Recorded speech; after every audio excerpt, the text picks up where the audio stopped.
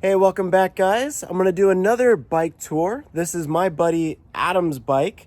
And as some of you have already seen my tour, if you haven't, links down below of how I have my bike set up. But I found Adam's bike actually to be very unique, and I really want to show off another way that you can deck out your WR. So let's go check out and see what he's got going on in his bike. What's going on YouTube? So some of you have seen me in some of the other videos. My name is Adam. This is my 2015 WR250R. I've got a lot of different modifications that I've done to it to make it more of an adventure bike than just a dirt bike. That's more of the riding that I like to do. So one of the biggest modifications, we'll start up front, that I did is the Britannia Concepts. This is called the Lynx R fairing. What's really cool about this, one is it upgrades your lighting, so it goes to a Cyclops low beam and then a Baja Designs high beam, which also runs at 15% brightness with the low beam, and then when you kick on the high beam, it triggers everything at full blast. It also has this windscreen that can lower down out of the way, so when you get on the trails and then when you go to ride back on the road, you just slide it back forward. I don't necessarily recommend it, but it is possible to do this while you are riding down the road. So if you forget and you get on the road, you can lean forward and undo these, slide it up, lock it back down, and then you're good to go. And then it pushes all of that wind right up and over the top of your helmet. Hits you roughly right about in the visor. I do have a bigger windscreen that's their touring windscreen, but it's not nearly as friendly off-road. It kind of sticks up past the fairing a little bit more, and I'd rather save that for doing like a longer BDR trip or like a border-to-border trip where I'm going to be spending more time on the road. Upgraded LED turn signals. These also act as daytime running lights.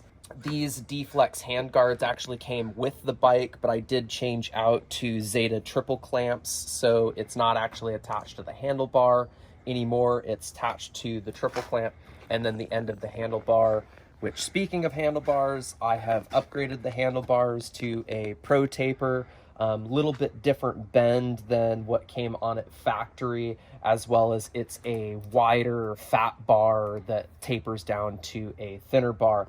Took out a lot of vibration, is a little bit wider of a handlebar, so it gives a better planting when riding. G2 throttle Tamer throttle tube, that made a big difference on how kind of snappy the throttle is on the WR250, so that kind of calmed it down a little bit more. So I also swapped out the factory brake and clutch levers to foldable levers, so just in the event of a fall that for whatever reason the handguards maybe get messed up or something, these will bend out of the way and have less likelihood of actually breaking. At least that's the hope. I have ram mount mirrors. These are about the same size as the factory mirror, but these can loosen up and fold out of the way. Got another ram mount for GoPro, so this just gives that kind of rider-facing view. Other benefit to the Britannia Concept Lynx fairing is you get this dashboard, and so I have a 12-volt socket that has a waterproof plug. I have a temp gauge that just tells me what the ambient temperature is. I've got a dual USB port. I also have a 12-volt plug that has a dual USB port, so I can actually have 4 USBs running like I did for our Chelan trip. So I can charge my phone, I can charge a GoPro that is hooked up here on a RAM mount. I can also run an extension cord to run my comm system and my GoPro on my helmet as well. I've got a little Mosko Moto, it's called their Pico 1-liter tank bag, so it's just a small little tank bag, but I have another USB running into here for a GoPro battery charger. Plus it gives me a little space to throw my wallet, beanie, extra charging cords, and that sort of a thing. Molly webbing system here that you can actually attach a couple of different accessories. So Mosko Moto makes this little phone holder. So this has a Velcro piece that this attaches through that molly webbing, and then this just velcros on there. You can roll this guy out of the way so you can see your phone. But the reason I swapped from this was I was finding myself like looking down and taking my eyes off of the road. So that's why I went with the ram mount up here on the dash, so that I can just keep my eyes on the road and still see where I'm going. So that's pretty much everything that I've done up front here in the main cockpit. So another thing I added was the Flatlands Racing radiator guard. My bike, when I bought it from the previous owner, it came with the Flatlands Racing skid plate, so I decided to just stick same manufacturer to same manufacturer.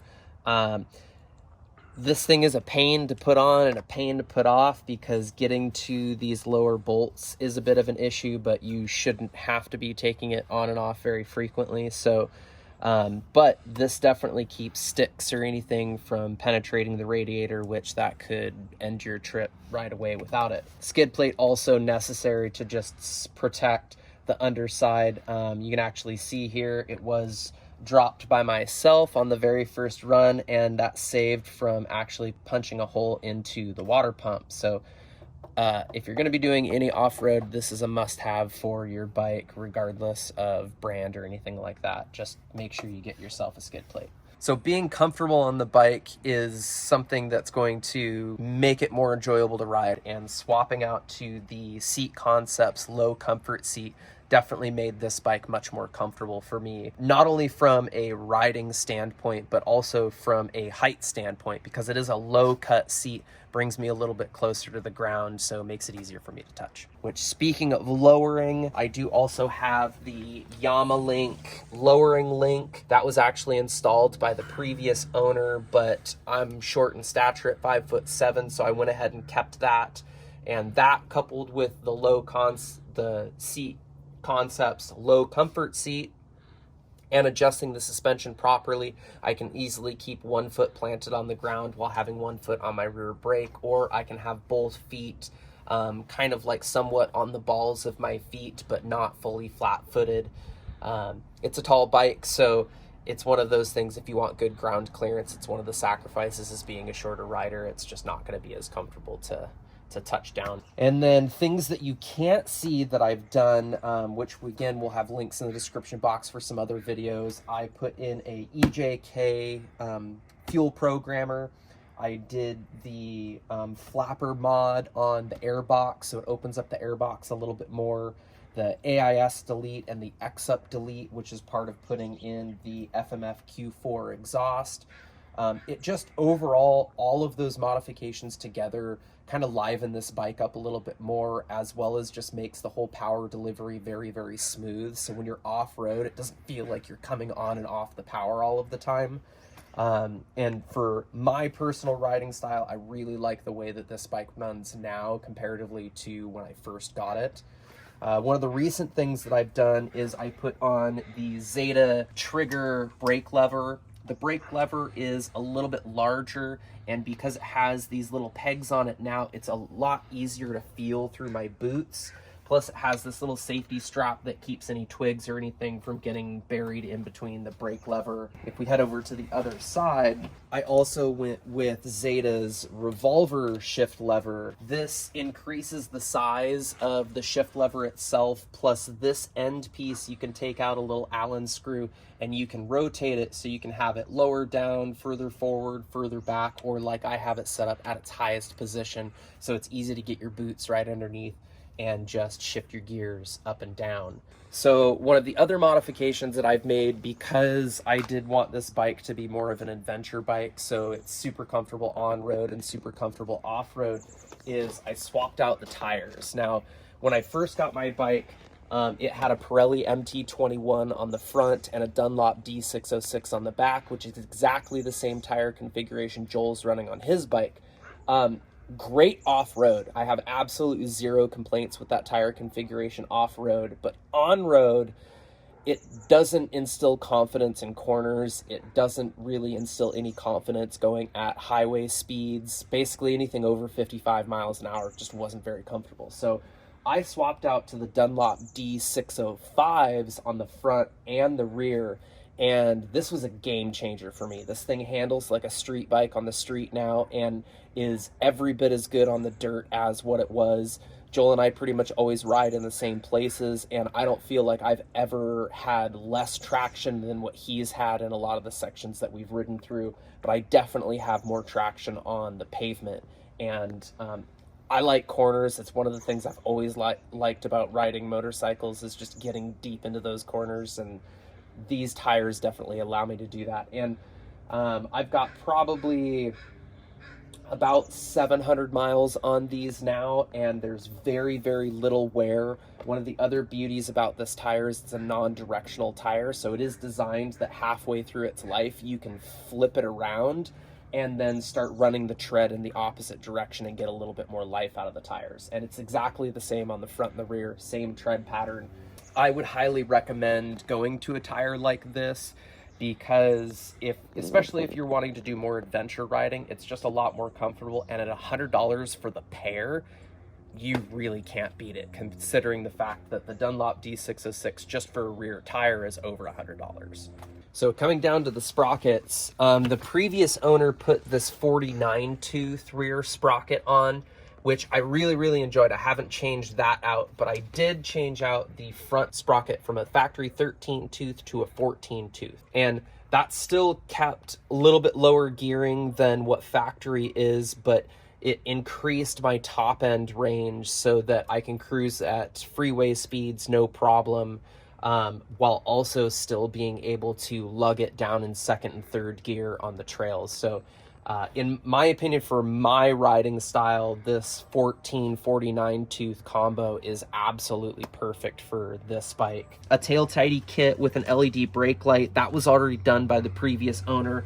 I just added these rear LED lights, so I technically have 3 brake lights, and then this has an integrated turn signal, and these are also turn signals. So just making it a little bit more visible for people on the road, a little bit safer for us motorcyclists, because most people don't look out for us. So we got to look out for ourselves. So when I got my bike, it came with this rear rack from CycleRacks. I do actually really like it, even though it's very heavy. I like it because, one, it gives me a good platform to be able to hook on my Mosko Moto Duffel, but it also is a great place to be able to move the bike around. It acts as a little bit of crash protection for the rear end of the bike. But as far as my luggage system for our camping trip goes, I went with the Mosko Moto Backcountry 30-liter duffel. I have one of their what's called an ox pox. So it actually bolts into a little molly webbing that's inside the bag here. This is a 4-liter pouch that is a dry pouch, so it just pulls out, and then the top just rolls open. And this is where I actually kept 2, they're 33.8 ounce smart water bottles that fit in here. That was my quick go-to water. And then I had a MSR Dromedary bag that was a 2-liter bag, which if you guys watch our Chelan trip video, you'll see that dumped out of this bag on the side of the road. And actually I was able to end up finding it, and it did not pop. It just popped the cap off and drained the water out of it. So definitely 5 stars on the MSR Dromedary for toughness. And then this, which is called the beaver tail. So this opens up. This little pouch is where I carry all of my tools necessary to work on the bike, change a tire, pretty much anything and everything I could need to fix on the trail. I've got tools to be able to do that here. I have another pouch here, which this is actually a map pocket. However, I've been using it as I've got some toilet paper, I've got some Noon tablets, earplugs, a little solar light, and I had a few other accoutrements that this was basically, I would rip this off and take it in my tent with me instead of having to take individual pieces. So this was a nice organized thing in my tent. And then this is not an intended thing from Mosko Moto, but it's what I decided to use to try and have enough space for all of my food and everything. So this is actually a 25-liter dry bag that is one of the legs from Mosko Moto's Reckless 80 system. And this is what held all of my food, my cooking system, toiletries, as well as a few other things. So that worked out really well. Okay, so the Backcountry Duffel is held onto my rear rack with what are called the Backcountry cinch straps. So these cinch straps also double as tow straps, which we'll post a link to a video when we went to Tahuya and Joel actually had to tow me out with these tow straps. Would not have been possible without these straps. So even if you don't have one of these duffels and you want some really good recovery straps or straps to just strap stuff on your bike, I highly recommend the Mosko Backcountry cinch straps. This is a spot to be able to put tent poles. However, I have a lock as well as I have my spare tube. It's a 21-inch tube, which is good for the front and the rear, so that's stuffed into here. Another little spot that I have my little tripod for.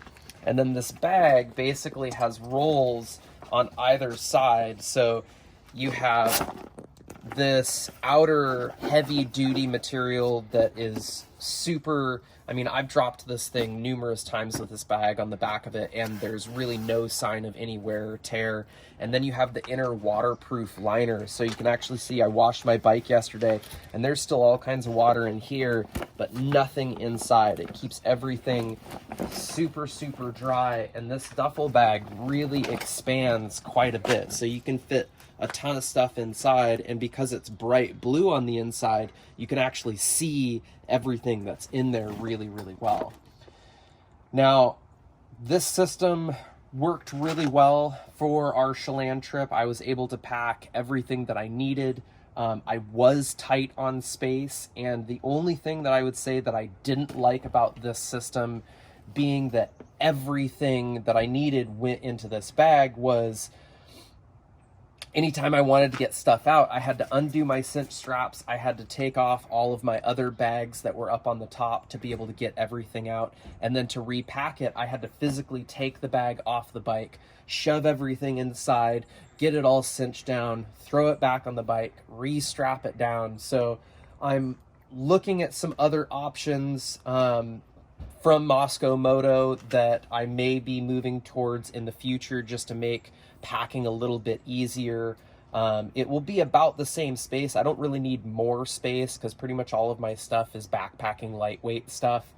But I would just like to be able to have maybe the weight be a little bit lower on the bike, potentially being able to get rid of the rack. I'm not 100% for sure on that because, like I said, I do really like the rack, and I also like the idea of potentially being able to mount like a Rotopax gas can or water can on the back of it and then still have stuff that I can pack on here. But otherwise, I mean, that would be my only complaint with the Backcountry Duffel, is just kind of difficulty of getting stuff in and out when you have other things packed on top of it. But this duffel bag is really meant to be a complement to their Backcountry panniers, which I was actually going to go to, but unfortunately you can't really find pannier racks for the WR250R anymore since it has been discontinued from Yamaha. So many of the companies that were making them have also discontinued those racks.